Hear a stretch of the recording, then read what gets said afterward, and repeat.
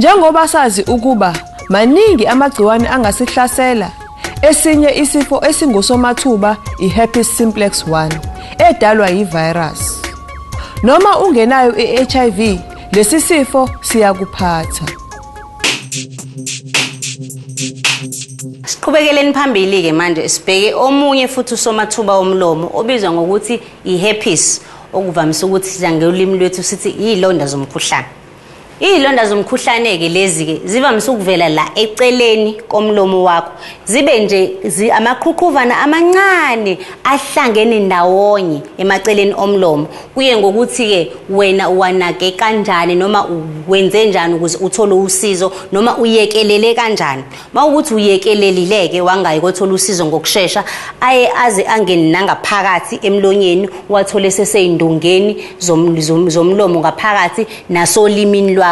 Abhlunguke kangangokuthi uyawathola ke nasesithweni sangasese. Kodwa ke ngoba phela sisikhuluma ngomlomo, sokhuluma ngalawa asemlomeni. Lamaqhuqhuva ahambe aqhume. Mayeqhumile kube ngathi umuntu ushile. Kubhlunguke.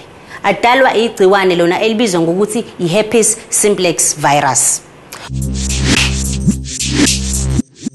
Iherpes ihlasela imizwa, yenza namalonda abuhlungu ezindebeni zomlomo nangaphakathi emlonyeni. Lokhu kungelashwa ngefamciclovir uma kukubi kakhulu ngeacyclovir eba ngamaphilisi noma uketshezi. Abantu abaningi bezwa ukukitaza okubuhlungu ngaleso sikhathi ke thola iacyclovir uyivimbe iherpes. Iacyclovir itholakala kuphela ezibhedlela ezinkulu, ayitholakali emakliniki kahulumeni.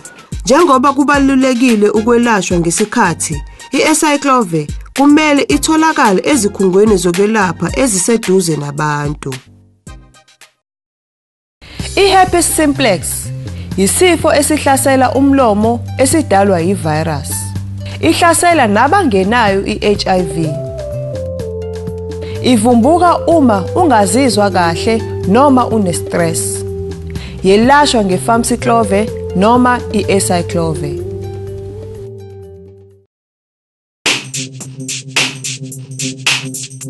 Namuhla sibonile ukuthi izifo ezingosomathuba zihlasela kanjani imilomo yethu.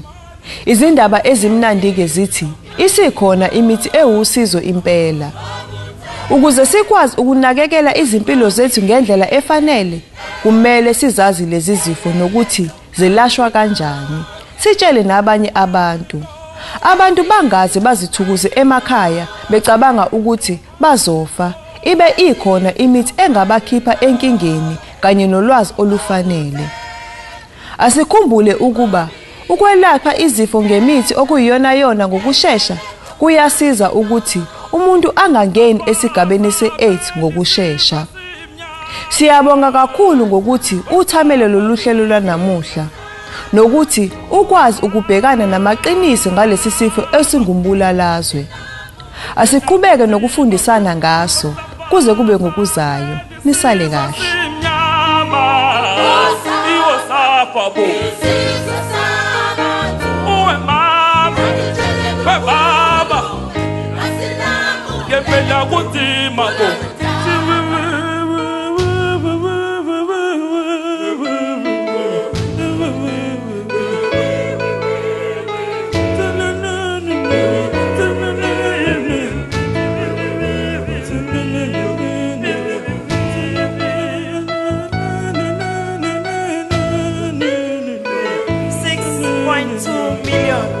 People living with HIV in South Africa.